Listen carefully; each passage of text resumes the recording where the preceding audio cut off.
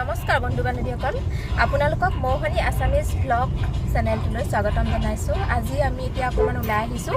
ৰ'দটো চাওকচোন, এতিয়া 6টা বাজিছে আবেলি আৰু ৰ'দ চাওকচোন, মোৰ চকুত ধৰি আহিছে, চকু বিষাই গৈছেগৈ, দেখিছেনে?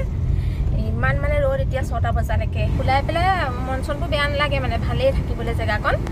মন্দিৰ আছে, গুৰুদ্বাৰ আছে ওচৰতে আৰু ছেফটি হয়। একো আপুনি ইমান দিন মই আছোঁ দেই, মানে তেনেকুৱা একো বদমাচি চদমাচিবোৰ নাই দেই, আৰু মানুহবোৰ ভদ্ৰ ভাল থাকি মোৰ ভালেই লাগিছে। আৰু খালি এইটোৱে বেয়াও, আমি যেতিয়াই ওলাই আহোঁ এই ট্ৰেইনখন মানে এডাল পৰি থাকে। আমি যাওঁতে আধা ঘণ্টা ওপৰ হয় আৰু এখন ট্ৰেইন পাৰ নহয়, কমচে কম 3-4খন মানে পাৰ হৈ যায় আৰু আমি এইখিনিতে বন্দী হ'বলগীয়া হয়, দিছেনে?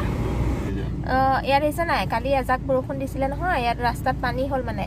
সেইপিনে ইয়াৰ স্কুটি লাগি ধৰিছে আৰু এই পোৱালি চক, পোৱালীয়ে ৰাস্তাত সাঁতুৰিছে। কিহে পাইছে বাৰু ইহঁতক? এইটো চক, এইটো ৰাস্তাত গেলা পানীখনত সাঁতুৰিছে, দেখিছেনে? এইখিনি স্কুটি চুটি যায়, কিহে পাইছে বাৰু তাৰ সঁচাকে দেই। চা এইটো ডুব মাৰিছে লেতেৰা পানীখিনিত হেৰ জমনি, সি সাঁতোৰ শিকিছে অ', দেখিছেনে? এইটোৱে এই মানুহজনীও সেয়া ভিডিঅ' লৈ গৈছে, সেইটো সাঁতুৰিছে কাৰণে মানে আপুৰুগীয়া ই মানে একদম হেৰি কৰিছে, ৱৰ্ল্ড ৰেকৰ্ড কৰিছে যেন পাইছোঁ, ৰাস্তাত সাঁতুৰি পেলাই চুইমিং। সেইখিনি ভিডিঅ' এটাও কৈ গৈছে দেখিছেনে বাৰু? এইটো ডুব মাৰিছে, ডুব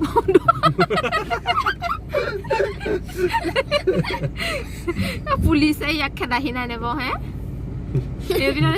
ঠেং দাঙি দাঙি মানুহে মটৰচাইকেল স্কুটি লৈ লয়।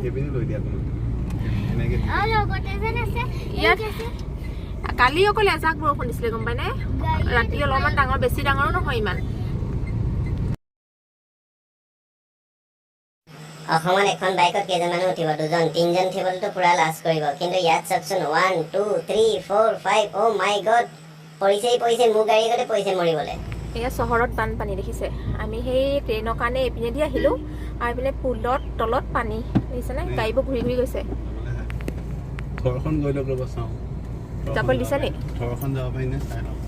যাবলৈ নাই দিয়া নহয়, কিন্তু এইপিনে সেয়া পানী মটৰে সিঁচি আছে। সেয়া চাইডত দিছে নাই, শ্ল'কৈ লৈ যাবলৈ কৈছে। তাকে এইবোৰ মোৰ পানীবোৰ দেখিয়ে কিবা লাগিছে। কিন্তু বাইকবোৰ যাব, সেয়া ট্ৰেইন গৈছে যে, ইয়াত ট্ৰেইনখন সেয়া দিছে নাই গৈছে। আমি সেই ট্ৰেইনৰ কাৰণেই এইপিনেদি আহিলোঁ, শ্বৰ্টকাট ইমান লং ৰাস্তাত আহিলোঁ আৰু আহি পেলাই এতিয়া আৰু দিছে নাই, এই টানি এটা ফুটনি মাৰি গৈছিলে আৰু এই তাত টানি এতিয়া বানপানীত ফচিবলগীয়া হৈছে, দেখিছেনে?